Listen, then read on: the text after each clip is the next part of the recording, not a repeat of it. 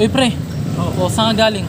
Papahula sana ako eh. O, nyari. Kaso, di na, nakakatakot eh. O bakit naman? Bakit? Kasi yung manghula na yun, may nulaan na mag-asawa. Oh, Ngayon, sabi doon sa mag-asawa, ano? huwag silang mag-anak. Uy? Kasi pag nag-anak sila, may sumpa. Sumpa? Na mangyari. Oo. O, ano yun?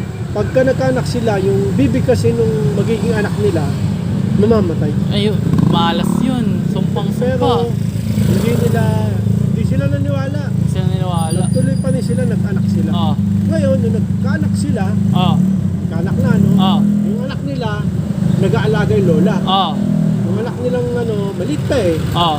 Yung unang bigkas, lola. Ah. Yung lola namatay. Ayun. Yung tatay at yung nanay, talagang nagulat sila. Nagulat. Totoo pala yung sumpa. Totoo nga. Nagsisisi sila, dapat di na nila tinuloy. Oo nga eh.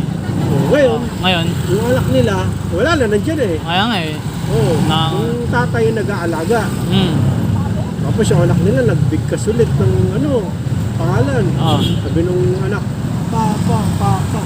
Mm. Ginatakot ngayon yung tatay. Ah. Ako, mamamatay na. Pero hindi siya namatay. Ano nangyari? Natuwa sila, hindi Natuwa. nga namatay eh. Sabi, nako, hindi naman totoo yung sumpa eh. Nagkataon lang na si Lola matanda na eh. Oo nga eh, oo nga eh.